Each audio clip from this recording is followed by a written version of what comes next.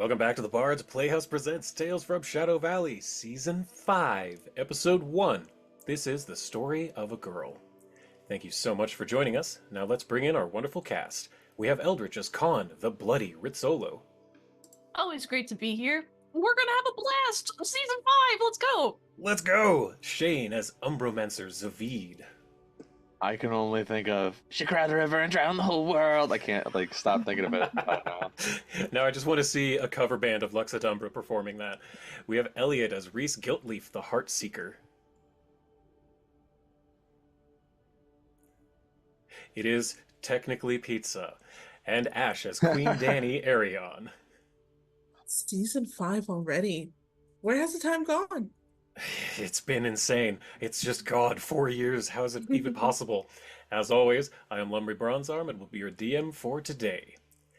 Last season, Lux Et Umbra returned from Assyrian victorious upon the Windseeker. Finding the town of Etrin's Folly and Shadow Valley itself suspiciously deserted, they began to search. On the edge of town, Zavid, Khan, and Reese discovered the locals gathered around the Plague Stone, a can kicked down the road ages past. Using their brains and magic, the ticking death bomb was teleported to the abyss, averting disaster for good. Back in the capital city of Druma, Queen Dani appeared into her throne room from the planet Castrovel. After a long, frustrating mission with her grandmother, Dani was thrilled to take a beach day with her friends. Drinks in hand, Khan and Zavid discovered some trapped baby dragon turtles. Ever the environmentalists, Lux Et Umbra ensured the safety of the hatchlings by sending them with the skeletal sea dragon Ciselikash. Over the following days, everyone began having bizarre dreams of their friend Rupert Moundupon Hill in danger. Practicing her scrying magic, Khan pinpointed Rupert in the Crystalhurst Forest, a grove of sleeping druids having their dreams fed upon by an amalgamation of Lux Et Umbra's greatest fears.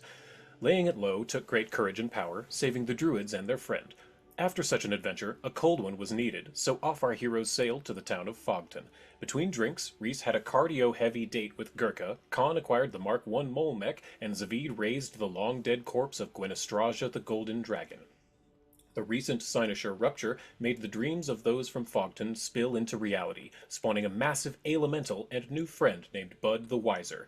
On their way north, Lux Et Umbra stopped in the pirate city of Riddleport on Adelina's request.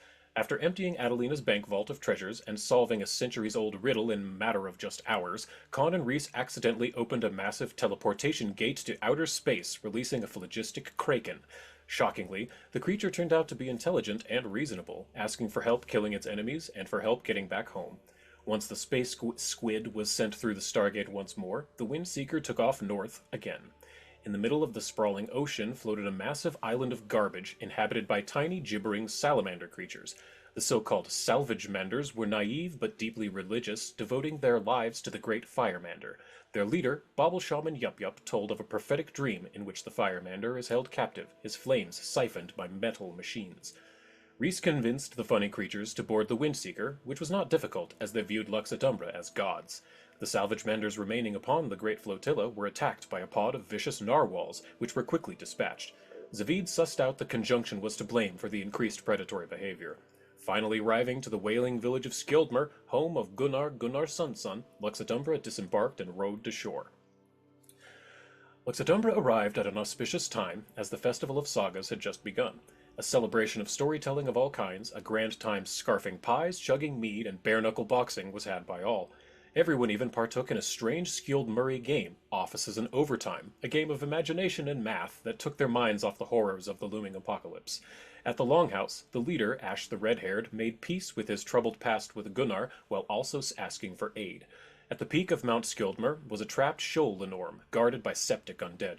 Striking the death blow upon the Dragonkin, Gunnar retained the title of Lenorm King, opting to stay behind with Anyanka to help his people.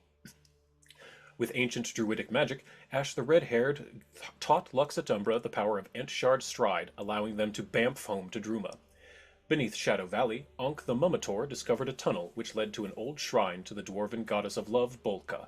Deciding it was finally time to make it official, Dani and Bruce were wed during a lovely ceremony officiated by Zavid. Once the ringing bells faded, Lux Et Umbra took to the skies once more towards Reese and Adelina's childhood home. Leilani Guiltleaf welcomed them all warmly into her home, introducing Reese to his father Gerald. Once a powerful druid, Gerald has since been buried with an Entshard acorn growing into a massive tree. Reese and Con crafted a bow from Gerald's branches, coursing with a father's pride. Tucking in for a deep sleep, in the morning Lux Et Umbra snuck into the mordant spire, home of Con's familiar Pipette. Deep below the spire, the six-legged rat had a deep pit filled with bones and a statue to Lao Shu Po, goddess of secrets. Witnessed by all her friends, Con accepted a gift from her patron, eating the flesh of the dead goddess Akovna. This deomorphosis infused Con the Bloody with Nephilim blood, granting her a touch of divinity.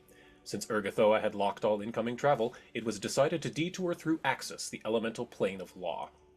Though an annoying land of paperwork and parking tickets, Axis proved most useful.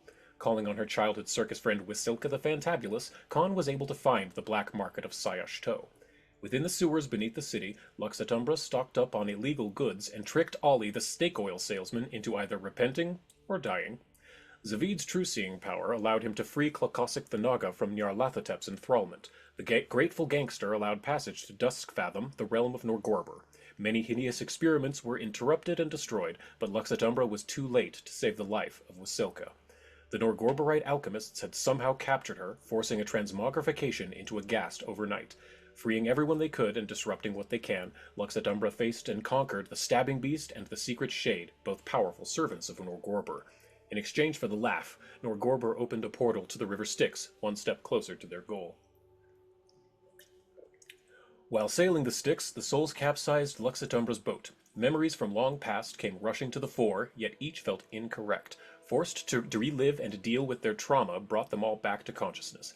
Finally arriving at the gates of Abaddon, Zavid tricked the massive door into allowing entrance. Before them lay a vast, fetid swamp, so down it they rode.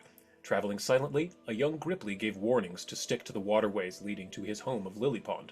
Fortunately, the goals of Lilypond aligned well: kill Shax, the demon lord of murder. Sir Hop, Knight of Lilypond, led Lux Et Umbra through the secret routes, where the forces of Urgathoa do not spy. Sneaking up the towering Runeforge, Lux Et Umbra ambushed and slayed Shax, but not before the vampire Flen Shepsut drained Dany of her blood, raising her as a vampire. Knowing the mission must continue even in the face of undeath, Lux Et Umbra pressed forward to the Palace of Bloodrot. Ever stealthy, ever persuasive, our heroes wound their way through Urgathoa's castle, killing, freeing, or recruiting everyone they found. Within the home of the Pallid Princess, pantheon-shaking secrets revealed themselves. Not only was Dany's grandfather Hierophant Caspian Evenheart interred in a mausoleum here, it was meant for the entire Evenheart family. Caspian, his wife Talandia Edasaril, and their two daughters, Danica and Urgathoa Evenheart.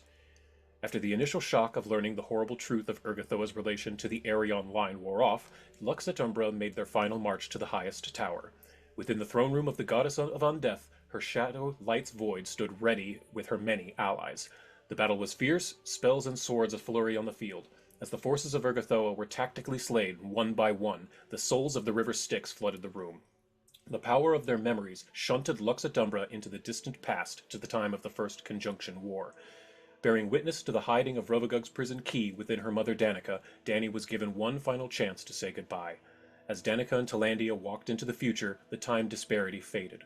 Light's Void showed its full power, yet was not strong enough to beat Lux Et Umbra and their many, many allies. As Zavid captured the shadow within his staff Memento Mori, a breath was taken. Beyond the throne room, Con's familiar Pipette removed the dimensional lock, allowing travel to and from Abaddon once more. With no hesitation, Dany teleported everyone to their appointment with Asmodeus. The King of Hell was only too happy to make a deal, giving Con the Eye-Hystere, a god-slaying blade. With everything on the line, can Lux Et Umbra actually kill Urgathoa? Can mere mortals slay a goddess? Find out in Season 5. Thank you everyone for the patience in the long intro. But so much happened last time.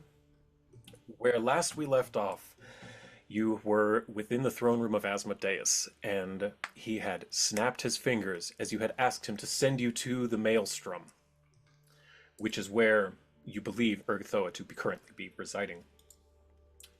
The first thing you notice is the wind whipping at your face, and then you feel a hardness as you hit a surface hard, and you look up and you see stars all about you.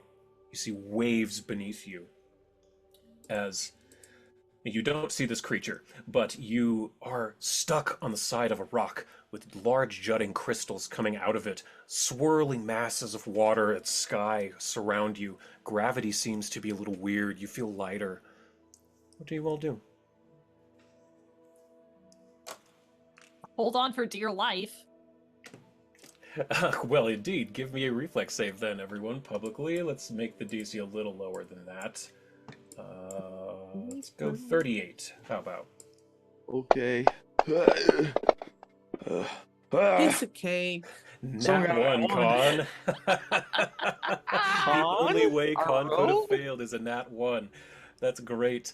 Yeah, Reese, I don't see yours. Danny and Zavid both with a 47, a critical. Reese saves. Zavid and Con, the two of you have no problem grasping on. Reese, you slip a little bit, but you manage to get a hold of yourself before anything bad happens. But Con, you were upside down. The only thing that was even close to this little floating pile of rock is your tail, and you try to desperately grasp with your tail, but you start to slowly float off like Kirby and Smash Brothers. I'm gonna have Rot Trot scoop Con up.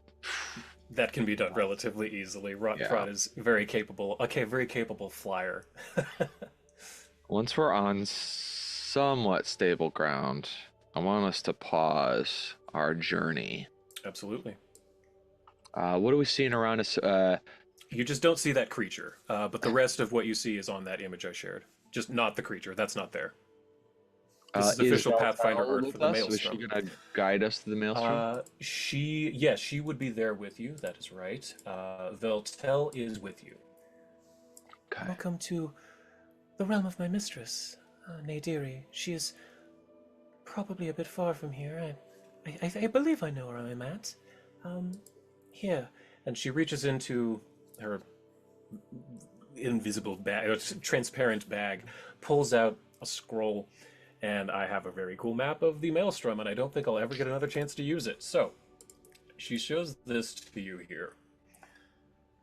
And hopefully that loaded quickly. It's not a very big file.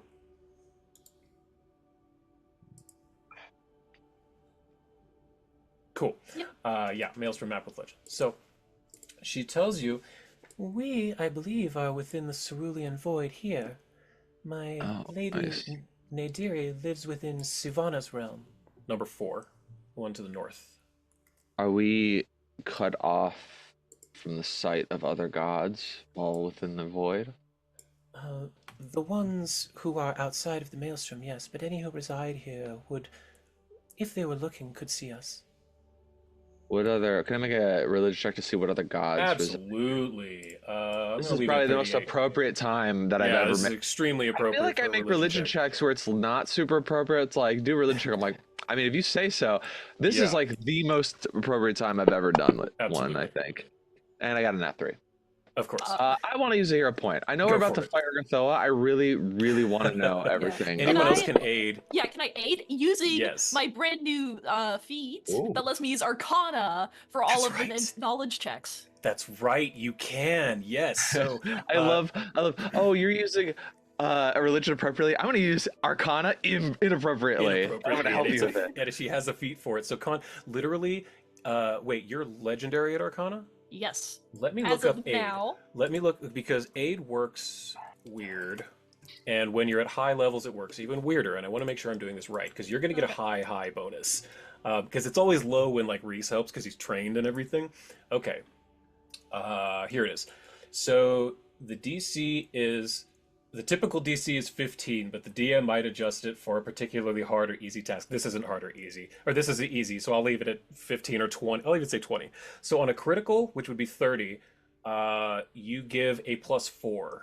Yeah. I'll tell you this much. My bonus is 33. So just not a nat 1. Yeah. There you go, a nat 2 for a 35. So perfect. We get to add 4 to that, so you get a 44 on your religion check. So you know 48. I get 48. Yes, 48, because you got the 44 on your own. So you know immediately that Nethys, the god of magic, lives here. Actually, quite close to where you're at here at number 2, the realm of Nethys. Let me double check because I know there's. Ooh, I might want to ask Nethys a question. I'm not sure she's busy or has time. Maelstrom. Denizens. That divinities. Nethys, Besmara, Hanspur, High Fang, I don't know who most of these are. Nadiri, who you are aware of. Nali Nivati, the snake goddess you freed from Urgathoa's castle. I didn't know that. I didn't play in that one. That Savannah, might be a Speakers of the good. Depths, Sun Wukong, and then a bunch of other Tian Sha gods. I think maybe that snake goddess might want to like pay us a visit now that we're here in her domain. But I don't know if she's going to be here immediately or if, like she's going to wait for us. Who knows? So we're standing on this like floating rock in the void. Yes. Yeah. Basically, yes. You see what you see, except that protean. It's not there. I turn towards you guys. I've got Memento Mori in hand. I say, we are beyond the sight of gods outside of the Maelstrom, which means we have an opportunity to do something pretty crazy. Something that will give us an edge in the coming fight, or fights. But if we do this, I look you each in the eye, say, there's no going back. I did ask Cam to send you a message. What do you want to do? But she realised that I wasn't super pissed off. Do I still need 3 shadows? That's right, I still need 3 shadows. No, that is for a different thing. You just need 3 shadows to be able to do to be able to become a phoenix. That's it. That's it. Yeah, she doesn't need to be in there for that. She just needed to be in there to unlock that ability. Got it. I say, we have with us the shadow of a god. Something that has never been taken. Something that has never, ever been taken. This is the first time in known history we've done that. Killing a god, that's happened before. Stealing a god's shadow, as far as we know, we are the first to do it.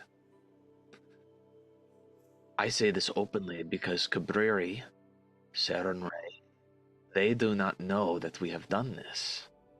And the longer we wait, the more at risk we are of them discovering this. We can use the shadow right now. We can absorb its power and make us inured to the effects that gods could throw at us. Each of us would be partly divine. Each of us would gain an aspect of a god. Demigods. However, some side effects might include you live forever, which if you don't want that to happen, then sorry. Danny kind of just looks at him like, I mean, we're all... Zvi looks at you and goes, look, we're all kind of young, so like the idea of living forever sounds really good right now, but like in 1,000 years, will we still think that? I don't know. have you met All my I know is... What's that? Have you met my grandmother?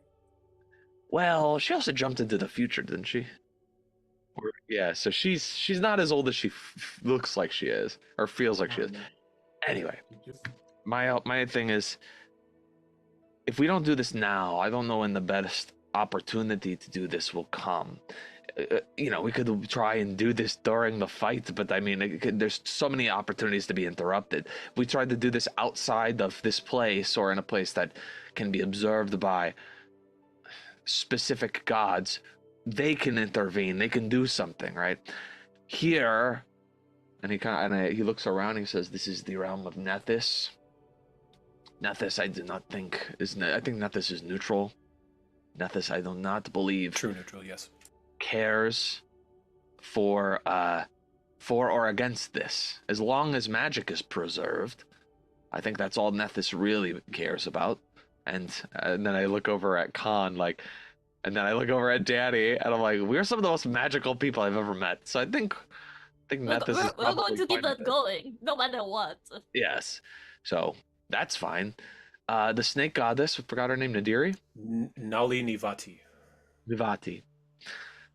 She's also in this plane somewhere and owes us a favor. Or at the very least, if that favor is just not killing us, then that's fine. So we've got some gods here that, if they are paying attention, are not going to mind. They might be actually pretty interested to see what's going to happen next.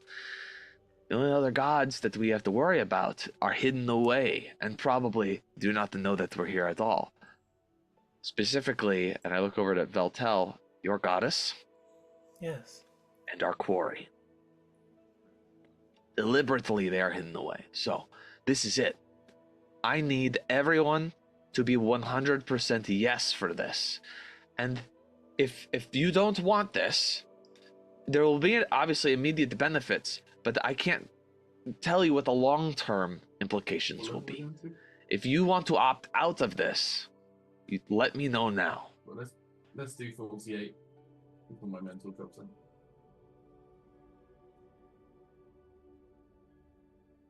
I do have to ask a question. What is the other options? Well,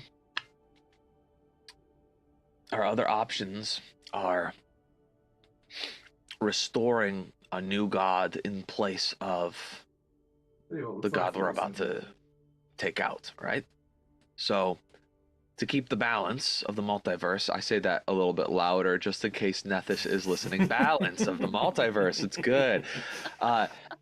There needs to be a god of death, the process of dying, not necessarily the god of the dead. That's Pharasma. Pharasma is the one that, sort of arbitrates where souls go and things like that, your final fate, that sort of thing.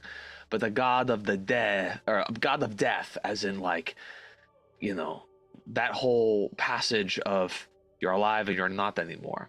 Now, Urgathoa has perverted the meaning of this, right? She's the god of undeath. So now there's arguably two aspects, I think, and I honestly, I don't mind. If Cabriri wants to take the aspect of undeath for himself, that's fine. But I don't know if I trust him to be the god of death, specifically. I think maybe a more responsible god would be better. And I don't know if there's any gods that I trust that exist today. If we were to uplift a god, we have a dead god that we have. I look at my shield, I have some of his flesh. We know where his body is, and I have his true name. I think we have some of the ingredients to bring that god back. If we use what's in the staff, we could bring him back. There's just no telling whether or not he would be allied to our cause, or how long it might take for him to recover his strength. Will he come back at full strength, or will he be weakened and need time to build up his base of followers again, right? I don't think a new god necessarily is going to turn the tide, but the fall of Urgathoa for sure will help. Yeah. And I don't want to leave all of her undead masterless when there are other gods of smaller aspects of undeath that are eager to take control. If we have a god that we can trust to take control, that would be best.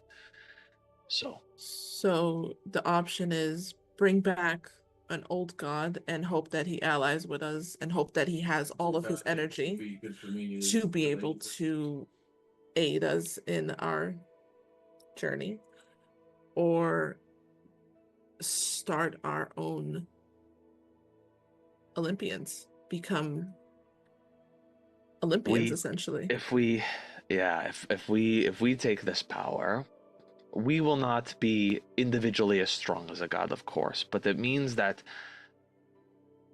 things like instantaneous death that a god could inflict on a mortal, they're gonna have to try a little harder than that to kill us.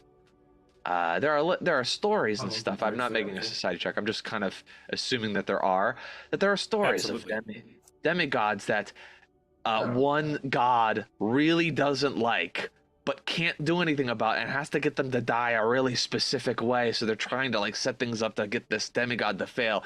But we hear these stories because in the process it inadvertently makes them into a hero or a legend because they surpass these challenges. So we are not invincible, but we're a lot harder to kill. And that means that we can be there from start to finish, responding to this threat against Nice net one there, This- Reese. This threat.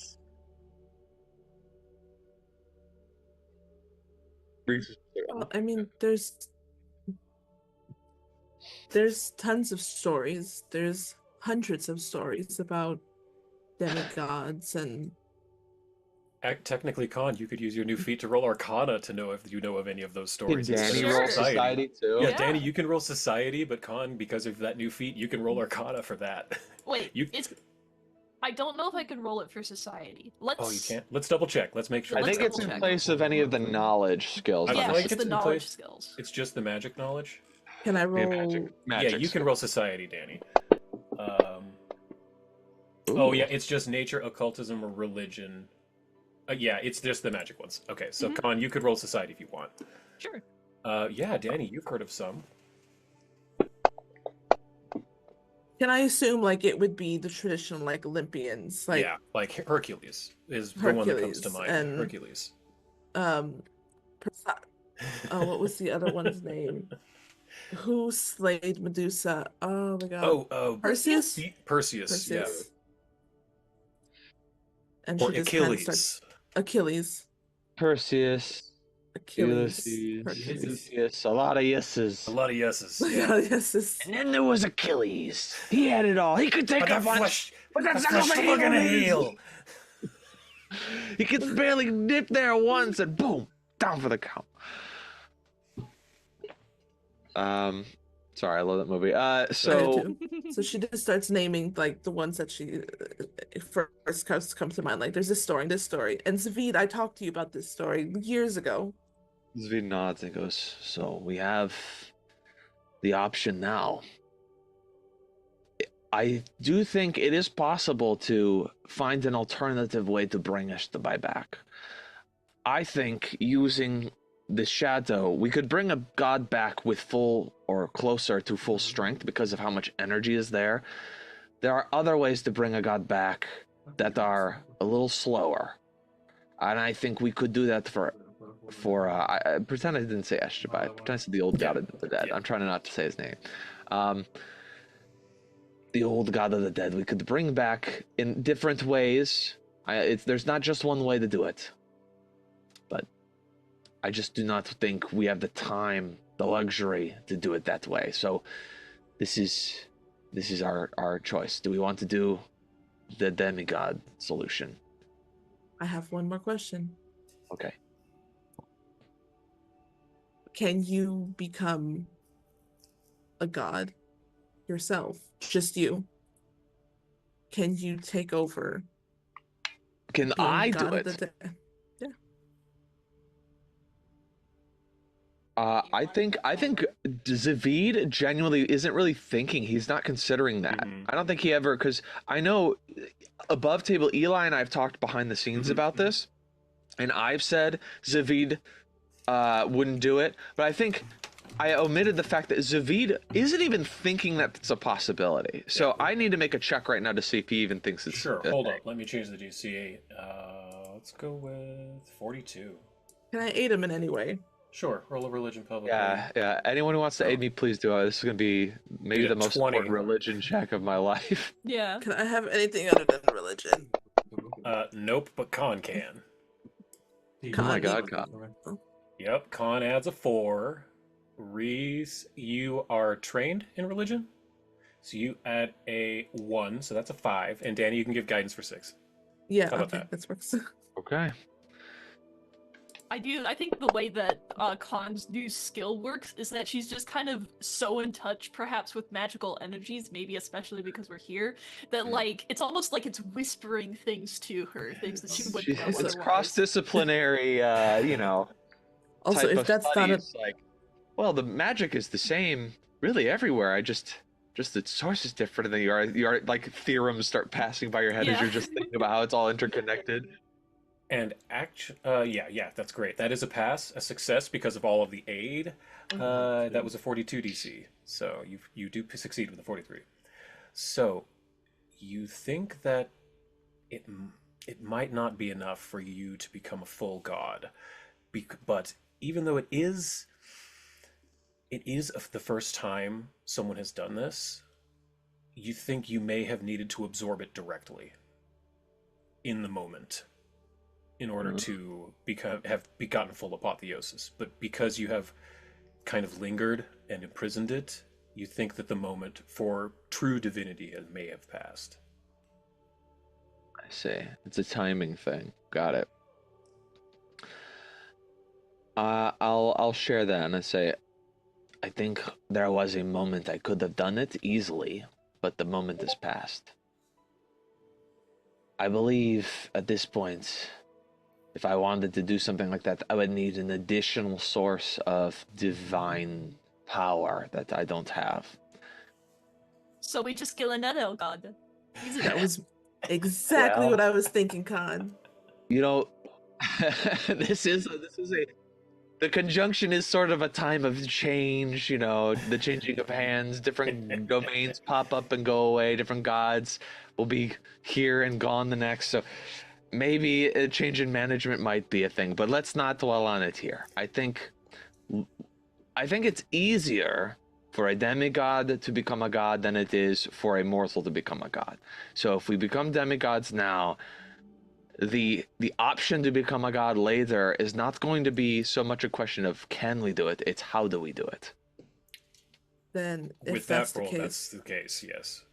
then if that's the case, if it would be easier to make you a god one day, then yeah, So if I'm it's in. like, why do you want me to be a god? Out of curiosity, I'm flattered, by the way, but I didn't even think about it. I think there's nobody here. And she looks at like Reese herself, and then she just like laser eyes both on Khan and Shane. You two are just gods in the making, and I will ally however I possibly can. Just call it a vibe, a feeling. But she Imagine the looks way at Khan.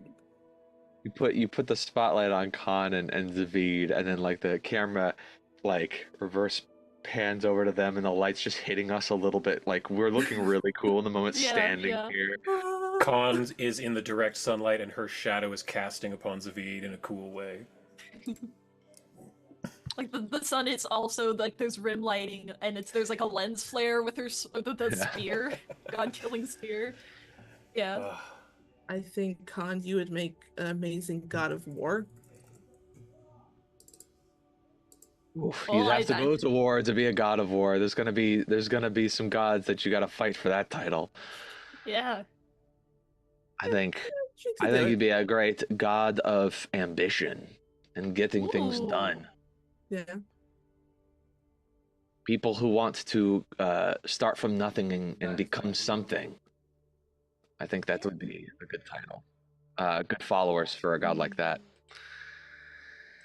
Or maybe a more violent version of that. A god of taking what you want. I don't know. You know, there's so many possibilities, and it's like Khan is hearing these ideas that people have, you know, like she's getting almost mad with power. And she's gonna like, you know, grab Zavid by the shoulders, like, this is the right choice, you know. We should be taking the path of All right. self-containment. Enough. Listen. Okay. I'm looking around and I'm embarrassed because I almost know for a fact that there's probably some gods paying attention to our conversation, and it's definitely Nethys because we're nearby their domain. I'm like embarrassed about how we're having this very brazen, almost disrespectful conversation about the nature of divinity. Like, all right, listen. Let's keep focused on the task at hand. There is a multiverse ending cataclysm that is upon us, mere months away, right? We have the pamphlets. I throw a few in the void. We are, if we don't do this, we leave the multiverse at greater risk of that happening. This is not just a bid for power. Let's not get power hungry. Okay. But let's be honest about what we want. When I give you this power, when I split, this is gonna suck. It's gonna take a little bit of control, but I have to split this power 4 ways, so it's gonna be very difficult. But when this power flows to you, you have to keep in your mind your desire, what you want. My desire is freedom. Freedom from the control of others, be they gods, mortals, and everybody in between. The freedom to make my own decisions without having to be punished for ignoring what people have told me to do. I want my autonomy.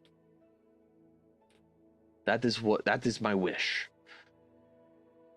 My hope is that this will grant me that. What is your wish? I ask you all. I want adventure. I want the world to keep on living and thriving. I want the new stories to be told. And they don't all have to be about me, but I want everything to continue to thrive. But it wouldn't hurt if they were about you. You know what? It wouldn't help, but I'm thinking big picture here. You know. Peace.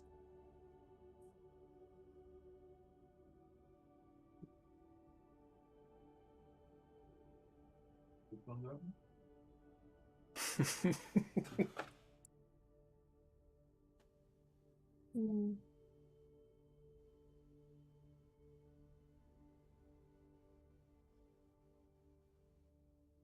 I want peace.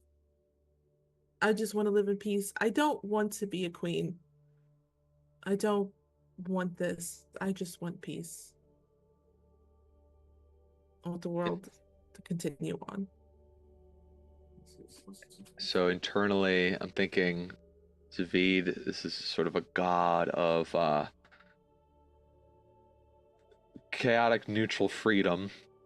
El is a god of adventures and stories. Reese is like a rolling stone, just traveling and boinking his way through town after town. A very hedonistic, like, he blows into town one day and then leaves a bunch of forlorn lovers behind the next. And then Danny, yours is surprising. You don't want to be a queen? No. Interesting. Peace. That is interesting. All right. I tell everyone to get in sort of a circle. We've done rituals before, so you guys kind of know the drill of like circle around with Silka and Veltel and Eric. No, what's her name? The elf. Tisariel? Tisariel is not with you. She and Hierophant, the Hierophant Caspian, went back to Druma, so he could be with his wife, and she wanted to seek out Fangwood Keep. It's just Veltel and Wasilka with you. I also kind of I give a look at these 2 undead that have followed us as I'm getting the setup, and there's a part of my mind as well that feels bad for them because neither of them asked to be undead, neither of them wanted that fate for themselves, and now their control of their like lives and their whole state of being is right now under Urgathoa, but if Cabrera gets what he wants and he becomes the new god of undeath, then they have to follow Cabrera just like I did. And I'm like, I don't want that for undead. And I think that as I'm doing this. So do I have to make a check or do I activate the staff? No, you don't need to make a check for this. Okay. It is it's a ritual, but not a mechanical ritual. Okay. So I start to chant in Necrol, and then anyone who doesn't understand it, those involved in the ritual, you start to understand the words even though you don't know what I'm saying. As the chant is like about once was whole, now is cleaved in twain, cleaved again and back again, or something cool like that. Yeah. It rhymes in Necrol and Common. Yeah, it rhymes too. It's cool. And it's a palindrome. As the ritual takes place, the axiotite crystal in the center of Memento Mori begins to pulsate and hum, and it grows brighter and brighter as the darkness seeps down the staff into the floor, into a circle around you, forming black, inky, oily symbols of arcane occult, divine magics upon the floor. It touches each of you, and in a flash, everything goes dark. For a moment, you don't feel anything, and you can close out of whatever you have open at the moment. Yeah, you can close. Yeah, you can close whatever. And as your eyes come to, the first thing you feel is a warmness. There's a nice warm air about. It's kind of humid, but it's not too hot, not too bad. You see some lights. And there are flowers, grass, bushes all around you. There's lapping water. And you find yourselves on a small stone, little flat area, circular area, upon a strange symbol on the floor. And you look up and give me perception checks publicly. Oh, it's taking a while to. Oh, is it? Frozen at the moment. Those There's symbols several inside the water are very high def, and so they're taking a while. Yes, to load. okay, that makes sense. Yeah, obviously I customized some stuff on this map. There Give we me go. a few good roll. seconds. There we go. All right, Sure. so perception. Oh, I didn't put in the Yep. tower. My bad. Oh, cool. Con, you got a 46, 42 for Zavid. Wow, everyone sees it. Okay, so the first thing you really notice that's strange about this place is in the very center, there's a kind of a round walk bridge in between these waters. Floating above each pool of water is a different crest made of gold and precious gems. But in the very center, there's another round pool of water swirling with magical energies. And all of you can feel this magic. And in the center is a beautiful creature, feminine in form somewhat. A head that explodes into a vast nebula of space. You can nearly see to the end of time in her head. But her face is a weeping waterfall of pure elemental magics. And her clothes seem to be made of this same weeping, ethereal, magical cloth. She looks to all of you and says, Welcome, Lux Et Umbra. I am the maker of myths. Please, step forward, heroes. And those of you who are here to witness this, please, do not walk too far forward. The power could overwhelm you. So Basoka and Veltel look to each other, and you hear little Charlie the doll say, Yeah, we'll watch from back here.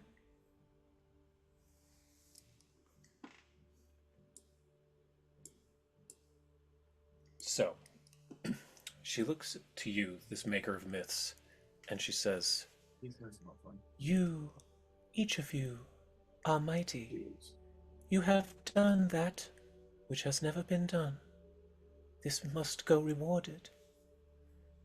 Each of you has focused upon a wish and a domain. Your power within you, the truth you hold dear, and the most powerful beliefs you espouse. Here, I offer each of you power and your own domain. An ascendancy here will rise you to the status of a demigod. As such, you will each control your own domain on your path to enlightenment. Now, I want to show you all, kind of take you a little bit out of character for just a moment and show you a little bit of an Excel spreadsheet, because you're going to have to make a choice here.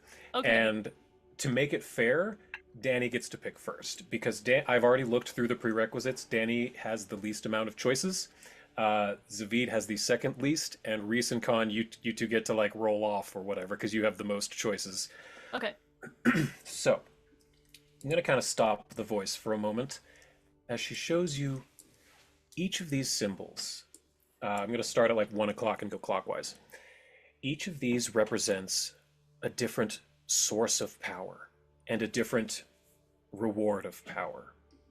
So this one too, at 1 o'clock, is the crest of the Ascendant Archmage. A master of arcane arts and magics, the Ascendant Archmage casts powerful spells with great skill and ease and shapes reality at their whim. The powers of the Ascendant Archmage allow them to alter their spells, penetrate foes' defenses, and master nearly any subject. If you pick the crest of the Ascendant Archmage, you gain a feat, a custom feat I have created, called the Ascendant Arcane Shield. It gives one the ability, once per long rest, when you, as a reaction, you can sacrifice a prepared or unused spell slot of first level or higher to add a deflection bonus to your AC equal to the level of the spell you sacrificed until the start of your next turn. It's cantrips, obviously, if they're 0th level spells, you can't do that. But if you wanted to, as a reaction, you can increase your AC by 9 by burning a 9th level spell slot with this. In addition, becoming an Ascendant Archmage would cause your Ascendant Archmage skill to... Oh, I have to explain what that is. Each of these has what I've called an Ascendant skill, which is literally your skills. Each one of these crests will increase that skill by a permanent 4. So the Ascendant Archmage, to become that, the prerequisite would be Legendary in Arcana, Nature, Occultism, or Religion. That's why on that list there it says Khan and Zavid are capable of doing that, because Zavid is Legendary in Religion, Khan is Legendary in Arcana, Reese and Danny don't have Legendary in any of those. So if, let's say for instance, if Khan were to pick this... Yeah, go ahead, Shane. We'll just do yours last. If Khan were to pick this... you would gain a +4 permanently to your already insanely high Arcana skill. Make sense? Yes. Cool. Then I'll show you the other ones. Going clockwise again. The crest of the Ascendant Champion, which according to this, Khan and Reese are the two who meet the prerequisite of this. The prerequisite is Legendary in Athletics or Reflex saves. Unparalleled in combat, the Ascendant Champion stands triumphant on the battlefield, surrounded by bruised and broken foes. The abilities of the Ascendant Champion allow them to deliver strikes more accurately, perform astounding combat maneuvers, and move effortlessly around the battlefield.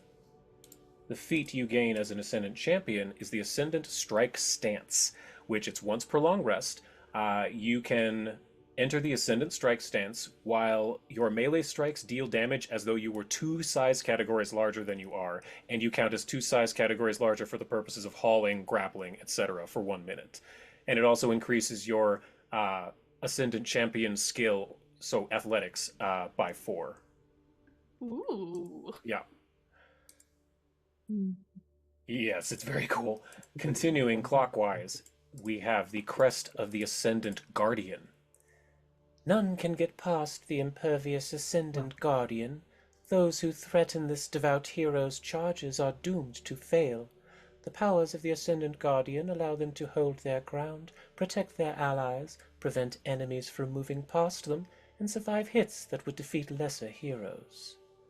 To meet the prerequisites of this, you have to have at least 250 base hit points or be Legendary in Fortitude saves, which is only Khan and Reese. The feat you gain, let me share it, is you gain the Ascendant Protection reaction once per long rest. As a reaction, you can absorb the entirety of a single source of damage from one of your allies within 60 feet, taking the damage yourself. However, you can't, and it cannot be mitigated in any way. Like if you have resistance to a damage, does not count. You just take all of it. However, you gain an equal amount of temporary hit points, so it's not the worst thing in the world. But instead of increasing a skill, becoming an Ascendant Guardian has caused your body to toughen up beyond any mortal, permanently increasing your hit points by 30. Your max hit points would increase by 30. The next one, continuing clockwise, should look a little bit familiar. You may have noticed as the episode title, this is the Crest of the Ascended Hierophant, which would be Danny or Zavid are the two that qualify for this one, because the requirement is legendary in nature, religion, or will saves. Drawing on power that goes beyond the gods, the Ascendant Hierophant is an inviolate vessel for the divine. The abilities of the Ascendant Hierophant allow them to enhance the power of their spells, heal others with greater potency, and commune with the gods. As I said, the prereq is legendary in nature, religion, or will saves. This one, if you take this feat, gives you the Ascended Divine Power reaction, which is similar to the arcane one. As a reaction, you can burn a spell slot of first level or higher to increase the bonus to the DC of a single spell you cast. So you can make it more Whoa. difficult for an enemy to save against one spell. Very nice. Up to 9. If you burn a 9th level spell slot, you can add 9 to your DC for one spell. Sick. Let's see. Continuing. We have the Crest of the Ascendant Marshal, which is Danny and Reese. The two of you are the ones who meet the prereqs for this. Requires legendary in deception, diplomacy, intimidation, performance, or society. Inspiration and courage make the Ascendant Marshal the greatest leader, capable of leading troops to victory over any challenge. The powers of the Ascendant Marshal allow them to inspire others, which grants bonuses and additional opportunities to all of their comrades. The feat gives you the Ascendant Voice of the Leader. Once per long rest, you can roll your skill, like society, performance, whatever, and every one of your allies gains temporary hit points equal to that roll for an hour. And it also increases that skill by 4 permanently. And then lastly, the one on the top left, we have the Crest of the Ascendant Trickster, which I believe is Khan, Reese, and Zavid. All three of them meet the prerequisites for this. Have to be either legendary in acrobatics, stealth, or thievery. Skill, training, and savvy make the Ascendant Trickster the master of the impossible, defying unbeatable obstacles and traps, tricking the wise, and hitting otherwise unattainable targets. The Ascendant Trickster's abilities allow them to change their appearance, manipulate others, and strike with deadly accuracy. And this is the last one. The feat gives you the Ascendant Shadows reaction, which, even in the worst circumstances, you can calmly perform your most practiced skill. As a reaction, you can forego rolling a skill check for your Ascendant skill to instead receive a result of 20 plus your proficiency bonus. So basically, it's con. You know how you have assurance for acrobatics? Yep. That gives you it makes you take 10. This lets you take 20. And it gives a plus 4. But is it just the number 20 and it doesn't count as a critical? If it mathematically is a critical, it's critical, but it's not an automatic critical. Gotcha. Just because it's a 20. But if you're getting a 20 with your naturally high, it's gonna be a critical almost every time. Yeah. That's why it's once per hour. So I think now would be a great time to go to an intermission since Shane is feeding the baby. Yes. I will fill him in on the details for his when he comes back. We'll be back in just a few minutes, everyone. Grab a drink, grab a snack, and we'll be right back. Bye.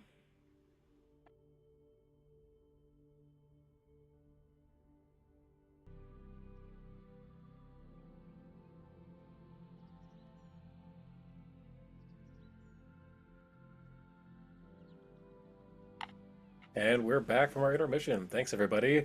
When last we left off, Lux Et Umbra had been transferred into the Maelstrom, but Zavid enacted a long-standing plan wherein he cast a ritual that split his imprisoned Shadow of Urgathoa into 4 parts, absorbing each into the members of Lux Et Umbra, which teleported them into a strange ethereal garden, wherein they met the Maker of Myths, a creature of magic and divinity.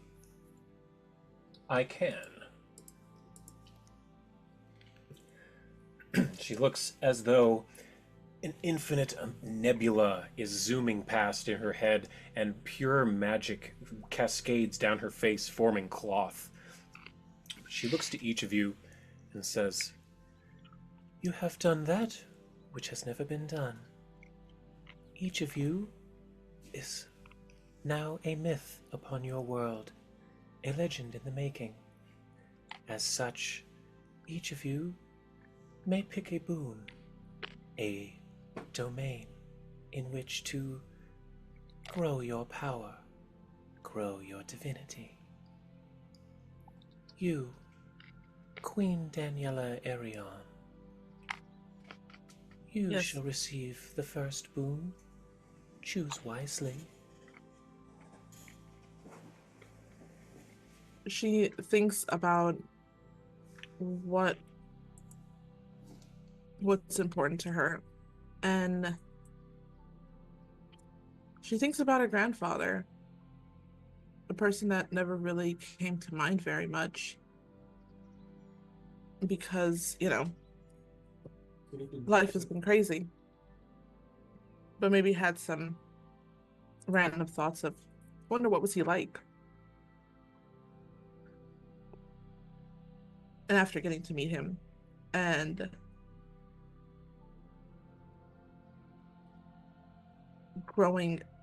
quickly growing a bond, I think she's going to choose Hierophant. The crest of the Ascendant Hierophant. An excellent choice for one as powerful in the magic ways as yourself. Please, touch the crest. Yeah, so. As you walk yourself in front of it, you step into the shallow pool of clear water, touch this golden crest, and all of you see Danny elicit a brilliant glow. It blinds you for even just a moment, Zvid especially, as you have the shadow trait. And you see your friend glowing this brilliant warm glow. And Danny, I will now increase your, I believe it's, let's see, what is it? Your nature by 4.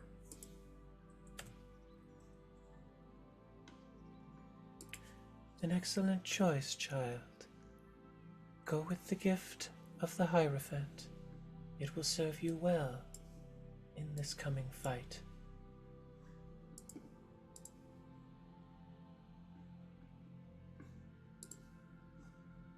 And the crest, as the light disappears, it has been absorbed into Danny. It disappears from over the pool. And Danny, this is, you now can feel, you realize that you're standing in the sunlight. It's coming from directly above you. You should be in pain. As a vampire, a recently sired vampire. But you're standing there, in this light, as a daywalker. I was just about to say, Daywalker! Yeah. Above the table, it is the Love that. feat that Danny chose for this level. She's a daywalker. So yes, you can now walk in the daylight, Danny. Let me give you your new feat. I've increased your nature feat, ascendant divine power, that is now on your character sheet. Yeah, right. No. But I could smell them. You just have a little coffee station in your palace or house, wherever you end up living, and you have guests over, and you're like, coffee, and you're like, oh yeah, well, how do you take yours? Oh, I don't drink it. I just like the smell. I just like having it here. It's also for guests, really. That's why I offered you coffee.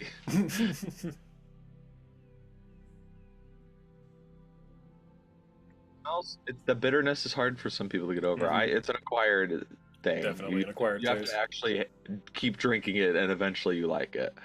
At least that's the idea. You have to gaslight yourself into it. Kinda. Now I don't like adding sugar, and I never liked adding milk to coffee because I don't like what it does to the taste. Now I like it gross and bitter and awful. like life. a reflection of myself.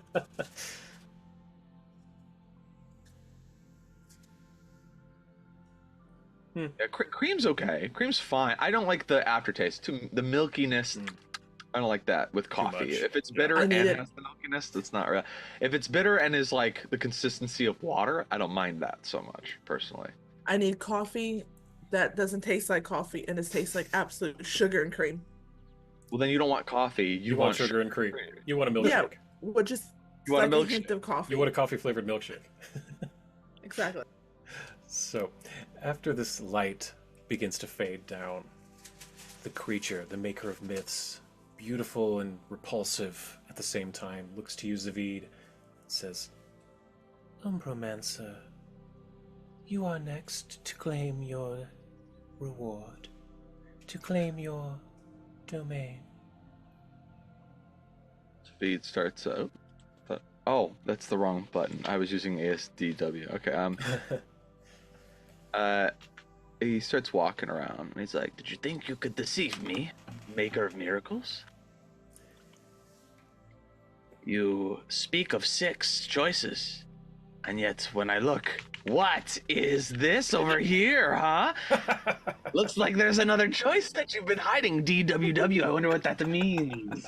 It's about the same size as these other crests. Clearly there's a power attached to this. The power to make Patreon maps. Yes, it's the power to make real maps in real. Actually, that would be kind of cool to make maps in. Alright. In Yeah, no. Sorry, the joke is over. No, it was very funny though. I zoomed out because I was like, is there a trick answer here? Is there some sort of like 7th option? And then I saw that, I'm like, that is like the same size as That is those. funny. I was zoomed in. I didn't even notice that was there. So can you pull up the trickster one again? I just need to read Yeah. it because my first choice would have been Hierophant. So now I have Archmage and Trickster. And I know Archmage is broadly beneficial to both me and Khan. Sure. I'll even read the description for these two. The crest of the Ascendant Trickster. Skill, training, and savvy make the Ascendant Trickster the master of the impossible, defying unbeatable obstacles and traps, tricking the wise, and hitting otherwise unattainable targets. The Ascendant Trickster's abilities allow them to change their appearance, manipulate others, and strike with deadly accuracy. Here is the feat. It would increase your Ascendant Trickster skill, which would be acrobatics, permanently by 4, and then it basically gives you assurance, but instead of taking a 10, you can take a 20 once per hour on acrobatics. Then for the Ascendant Archmage, a master of arcane magic, the Ascendant Archmage casts powerful spells with great skill and excuse me. Excuse me, with great skill and ease, and shapes reality at their whim. The powers of the Ascendant Archmage allow them to alter their spells, penetrate foes' defenses, and master nearly any subject. And the feat you gain is a reaction that lets you burn a spell slot and gain a bonus to your AC equal to the rank of that spell. Once per hour, or once per long rest, I guess. Yeah. I think most of these are once per long rest, if I said once per hour. As he starts to walk around, he's like, Danny picked a really good one. That was good. I like that. But it does fit. Your grandpa is a Hierophant after all. It's in your blood. And I look over and I basically walk around. I'm very dramatic. I get like back to the center here and I look over to the blessing of the Trickster and the blessing of the Archmage between the two. And then I look at the two in front of me, Khan and Reese, and I'm like, I know both of these would be good for each of you, but I am left with 2 choices. Seeing as the Trickster, though I appreciate the guile and cunning that comes with that, I did not need a blessing to make me more of a trickster than I already am. And being really good at acrobatics would be great if I was joining the circus, but I'm not. So, I'm going to have to go with this one. And I go to the Archmage. Yeah. I was thinking Khan could go for it too, and then I saw Hierophant. I'm like, Hierophant's more specific to religion for Zavid. But because that got scooped up, I'm like, there really isn't a better option for Zavid right now. It's a very good option. Then the maker of myths says, please touch the crest, Umbromancer. Yeah, Zavid kind of looks at it and closes his eyes because he doesn't want to be blinded by the flash that's probably going to happen when he touches it and grabs it. What the rest of you see as the color drains from this crest, as it seeps into his arm, you see the shapes outlined as though they were nearly tattooed up in his skin. And then after the color, the symbol itself begins to shrink and slowly absorb into him, and then it fades back to the normal gray of his skin. It's so I basically did the cell thing from DBZ. Yeah, where basically. I like the life out of it. As it absorbed fully into you. I've absorbed its power level. Piccolo. Let me see. That was actually a really good impression. You now have a plus 35 to your religion checks. That is pretty useful since we use it so much. Yes. That's the one skill I'm very good at. And then there is your Ascendant Arcane Shield feat. You can do that once per long rest by burning a slot to gain an AC bonus. I got a shield and a shield. What's up with that? What's the deal with shields? It's deal with shield that? deal. I deal in shields. Is it a shield or isn't it? I don't know. The maker of it says, An excellent choice, Umbromancer. Now, Rhys Guildleaf and Conrad Solo. Both equally talented, both equally deadly. You must fight for the next one. A race. I believe I will give the elf the choice.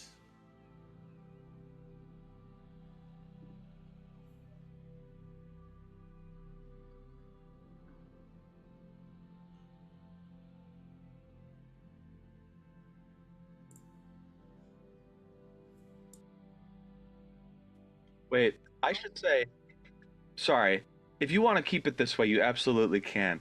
But as it stands right now, Khan only has 3 choices because I took Archmage, and Reese still has Champion, Guardian, Martial, and Trickster available. Is that right? So if I you- didn't notice that. But you already gave it to Elliot, so if Elliot wants to take the choice now, I think Elliot can That would be fair. decide that. That's true. That's true. All right, yeah, that's actually a really good point. If you're okay with it, Elliot, let's give that to Khan, since she has fewer choices. We're just going to let Khan pick first, because Khan has fewer choices than you. Yeah, time I didn't notice that. rewinds, Yeah, and we're gonna we go rewind back that to a the little bit. Prime Yeah. reality. Thank you for pointing that out, Shane. I did not notice that. No worries. Rizzolo, the Bloody One. Please touch a crest. Choose your domain. Isn't even really a choice. She doesn't do a dramatic walk around. She just strides straight for the champion. Khan, who has been tasked with, a divine bargain, who is wielding a god-slaying weapon, who's been tasked to kill and to win. She's taking the champion. You walk confidently up to this crest. You place your paw on it. The gear behind it begins to construct like a transformer into that sword. And the sword bends and collapses into itself, forming itself into a tiny cube, and it floats and collapses onto your palm, and you are able to simply put it in your pocket, and it disappears from sight. As Khan, your ascendant skill, your athletics or reflex saves. Yeah, so you Reflex get save. no, Reflex not to save. saves. But it does give Damn you it. to your athletics an increase of permanently of +4. So that'll be good for like getting out of or jumping, swimming, climbing. That's essentially like increasing your proficiency by 2 levels. Yeah. Which you're trained, so that's sort of like becoming a master in athletics. Mhm. In addition to that, you gain your new feat, the Ascendant Strike Stance. Once per long rest, as an action, you can enter this stance and deal damage, and as though you were 2 size categories larger. So as though you were a large creature. Well, as though she were a medium. Well, I guess, yeah. You're large. currently small. Yeah. Yeah, Oh, so it would be a 2 size categories. 2 sizes right. larger. Yeah, so Large. you would count as a large creature. What do you do with this now, Con? You know what? She strikes a badass pose. She does a flourish with the spear. And she's like checking her light to make sure she could get like the perfect rim lighting on it. Um, yeah, she just poses like she's in a commercial. Lens flare off of the eye hysteria, your new blade. Mm-hmm. The maker of myths looks to you and says, A frightening choice, but one which seems necessary for the multiverse's safety. Lastly, Prince Giltleaf of Osirian, make your choice.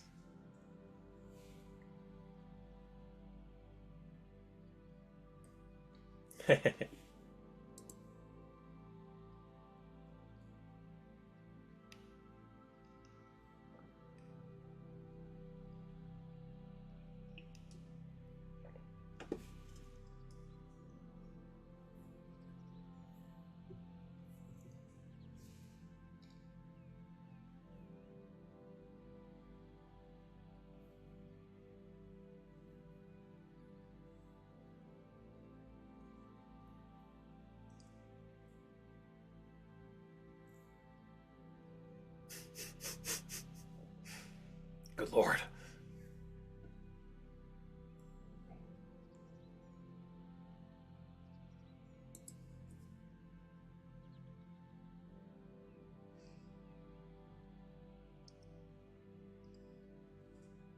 That one would allow you to use your society. Like once per day, you could roll a society, and all your allies would gain temporary hit points equal to that roll for an hour. Like it would basically makes you the leader.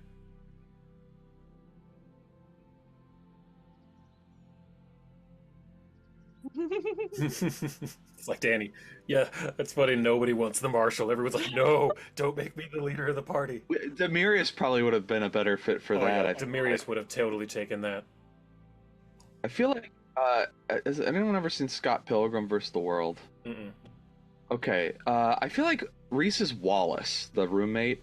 He's at the bar being like, kick him in the balls. Like, that's Reese. He's not the leader. He's the guy can't call it from the bar and drink. Absolutely.